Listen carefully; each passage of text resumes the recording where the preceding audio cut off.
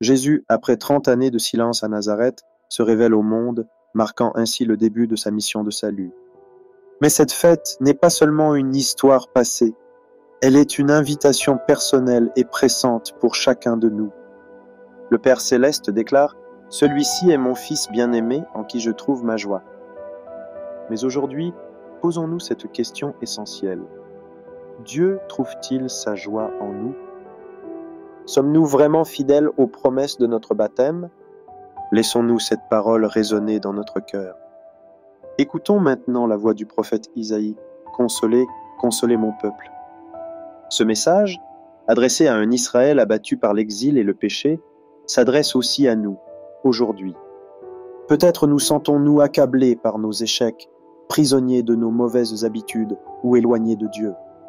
Mais Dieu, dans sa miséricorde, vient pour nous libérer et restaurer notre dignité.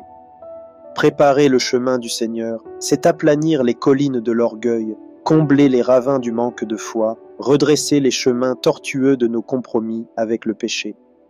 Le Seigneur veut faire sa demeure dans nos cœurs, mais ce cœur est-il prêt? Réveillons-nous, ne laissons pas les chaînes du péché nous définir. Par notre baptême, nous avons été libérés pour vivre une vie nouvelle.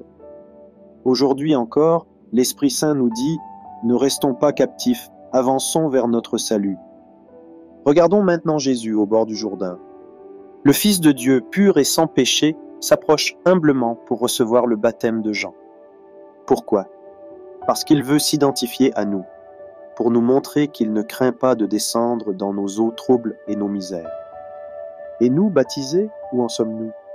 La voix du Père a proclamé sur nous aussi « Tu es mon Fils bien-aimé, ma fille bien-aimée, en qui je trouve ma joie ». Mais notre vie reflète-t-elle cette réalité? Quand nous nous levons chaque matin, vivons-nous comme quelqu'un d'aimé par Dieu? Nos paroles et nos actions témoignent-elles de cette dignité? Arrêtons de vivre comme des esclaves du péché. Nous ne sommes pas faits pour le compromis ou la médiocrité.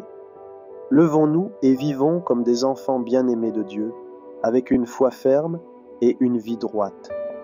Le baptême n'est pas seulement un rite ou une cérémonie. C'est notre nouvelle naissance, notre adoption dans la famille divine, mais aussi notre envoi en mission.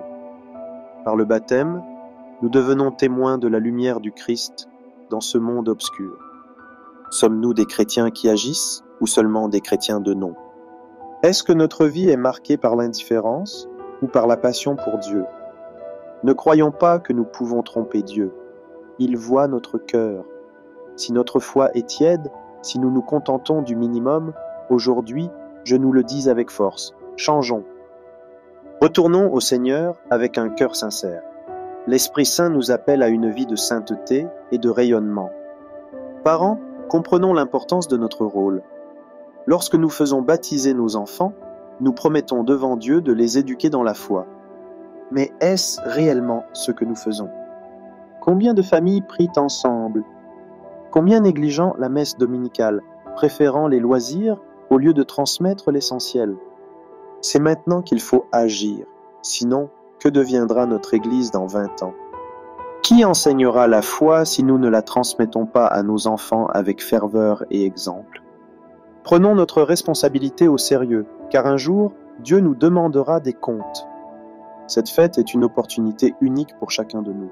Il ne s'agit pas seulement de regarder Jésus dans l'Évangile, mais de nous regarder nous-mêmes. Sommes-nous fidèles à notre baptême? Le pape François nous exhorte « Renouvelez vos promesses de baptême avec gratitude et conviction ».